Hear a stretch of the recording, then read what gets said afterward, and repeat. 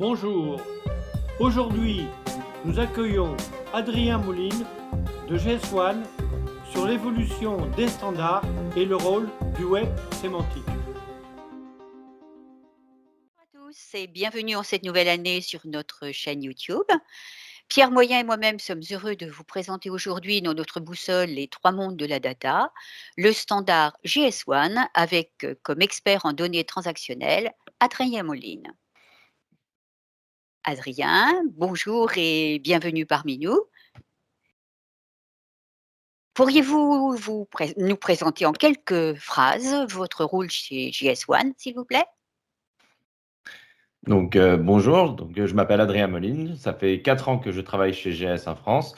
Je suis référent français de standardisation sur toutes les données transactionnelles, typiquement l'EDI. Je travaille aussi sur tout ce qui va être standard de traçabilité, donc le PCIS, qui est notre standard phare, et aussi tout ce qui va être codification sous un format URI, donc un format web, qui est lié à des services et à des web services rattachés à des grandes normes, des grandes organisations comme W3C ou Schema.org, ce qui permet aussi de faciliter l'utilisation et l'exploitation de services via des link types ou des systèmes standardisés.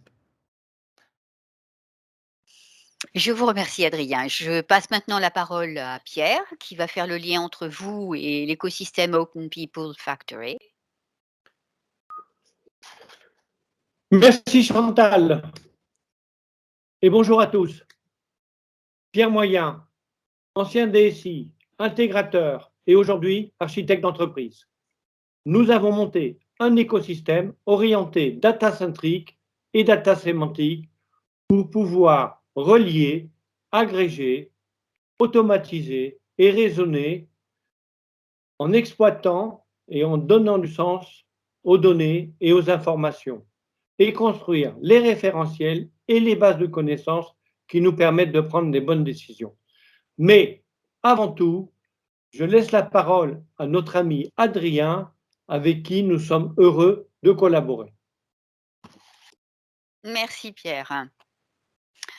Adrien, je reviens à notre thème d'aujourd'hui et votre activité chez GS1. En quoi consiste le standard GS1 et dans quel secteur est-il utilisé, s'il vous plaît?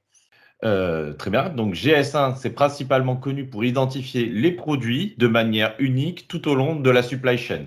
Donc en fait, on est né dans les années 70.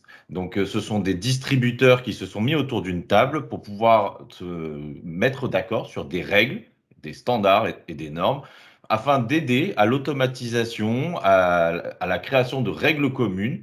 Et en fait, tout ce système a abouti à créer notre premier standard, qui est le code barre, celui que vous trouvez sur tous les produits.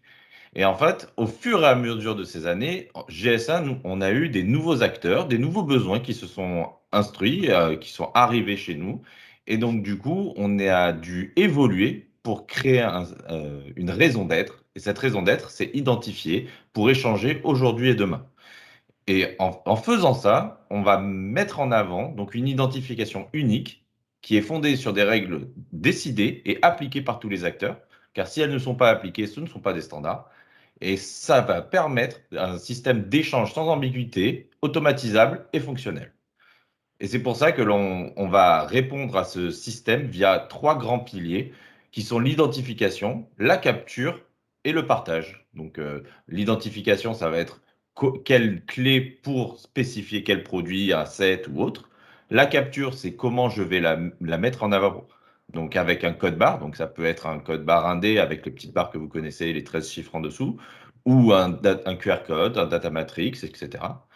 Et à partir de ce moment-là, on va aussi aider au partage de l'information avec des standards comme la fiche produit ou des données transactionnelles avec de l'EDI, par exemple. Historiquement, GS1 est affilié à la PGC, donc les produits de grande consommation, que Carrefour, Leclerc, Auchan, etc. Mais on est aussi implémenté dans 18 différentes filières, donc ça va être très large, comme du bâtiment, du fiduciaire, de la transport et de logistique, de la santé, l'hôpital, etc. D'accord, merci Adrien. Sur les normes de traçage devient de plus en plus précise et quels sont les challenges de GS1 face aux nouveaux besoins de vos membres? à tous les travaux que l'on a eus. On a eu des nouveaux acteurs qui sont arrivés. On a beaucoup de choses qui sont poussées via de la recyclabilité, donc tout ce qui va être économie circulaire, du réemploi. Donc tout ça va venir grâce à des nouveaux marchés comme Black Market, qu'on voit beaucoup, Vinted qui va vouloir revendre vos vêtements, etc. Et en fait, tous ces nouveaux acteurs, il va falloir les aider parce que ça répond à un enjeu sociétal, mais aussi à un enjeu réglementaire. On va avoir, par exemple, dans un domaine qui n'a rien à voir, les camions, il va falloir donner des informations sur du CO2. Donc, comment on partage cette information, comment on la récupère et comment on peut faire en sorte que ces informations soient standardisées afin qu'ils soient utilisables facilement en interne, comme partageables au gouvernement et au client final. Grâce à ça, on va créer des nouvelles technologies et des nouveaux standards, tels que justement l'exploitation de standards web et des standards de traçabilité, comme je l'ai dit tout à l'heure, avec de l'EPCIS, qui est un standard par événement. Alors Adrien, comment est-ce que GS1 veut répondre aux technologies de demain? Donc chez GS1, pour répondre aux besoins de demain, on a créé beaucoup de pilotes et de tests qui ont permis l'émergence de différents sujets. Et l'un des principaux sujets sur lesquels je suis très actif, c'est la création d'une sémantique.